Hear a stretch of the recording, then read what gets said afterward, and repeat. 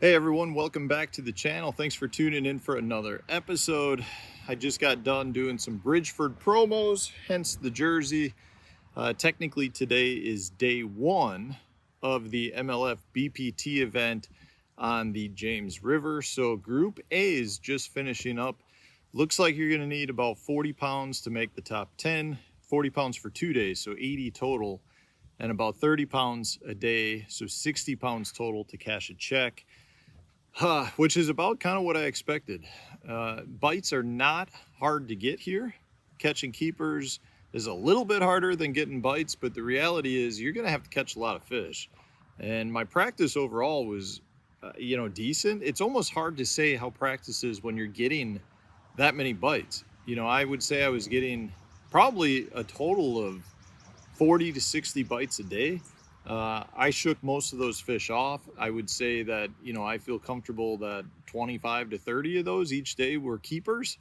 So I'm feeling good about my practice, but that was also a full day of practice.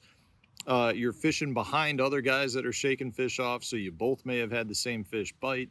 It's really hard to say. And the problem with that many bites too is you just don't really have a pattern, because you can kind of do whatever you want. So I've had bites offshore, I've had bites in a foot of water, I've had bites pretty much everywhere in between. And because of that, I think I'm just going to try to spend my time in areas where I got multiple bites. In practice, there's definitely areas that feel dead, whether that's because you were there on the wrong tide or they are in fact not good areas to fish. It's hard to say, but I feel like if you're in an area that you had bites, even if it's at a different time of the tide, there's probably a few fish hanging around.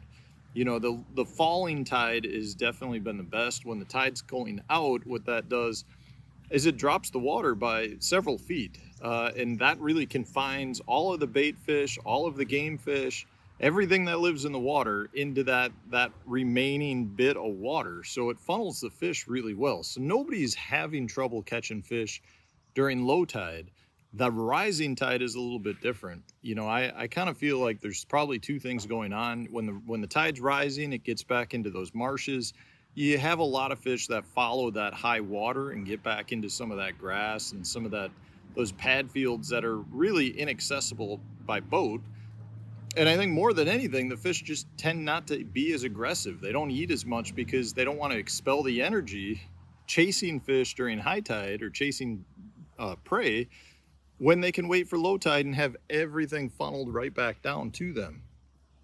So high tide's more of a question. Now in the tournament, we're going to be starting probably with I'm going to say we're going to be about 2 hours into a falling tide. So the high tide I think is roughly at 6 a.m. We're starting fish at 8. Tide cycles take about 6 hours. So in this case, we're going to be able to fish a falling tide for about 4 hours.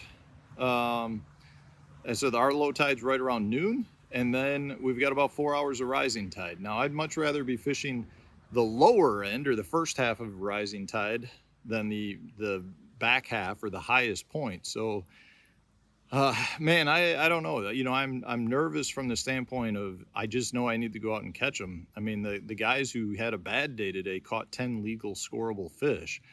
So you really need to catch about 20 scoreable fish. And when you break that down per period, you're looking at about 7 per period, which is pretty good. That's a legal fish about every 20 minutes. So from that standpoint, that's a lot of fish we need to catch. Definitely doable. In practice, you might go an hour without a good bite. And by good, I mean a scoreable 1.5-pound fish. And then you'd hit a stretch where you had 5 bites in 15 minutes. That all felt good. So from that standpoint, you're not out of it really at any point. You can put together a couple of those areas, those strings where you get 5 bites in 20 minutes here. And then, in the next half hour, you get 7 bites in another area. So if you can do that, you'll be all right. The real question is, do you get into a bad rotation? Do you start fishing behind other guys that you weren't aware of? Do you start getting your tides off where, you know, you think you're timing the tide right and you're not, and therefore you're falling behind? You hit it too early, you hit it too late, and you miss the fish. So I don't know. We just need to go out. We're going to be fishing a lot of confidence baits. You know, we're going to be throwing a wacky worm. We're going to be throwing a drop shot. We're going to be throwing a flipping stick with a couple of different baits, a couple of top waters, keeping it simple. And yeah, we're going to see what we can do. I'm looking forward to it. So I fish tomorrow. This will air this afternoon, which is Tuesday. So I fish Wednesday and Friday. Those are my 2 days. You can watch it live, majorleaguefishing.com. Actually, you can't watch tomorrow live. They no longer have live footage the first 2 days, which is a bummer.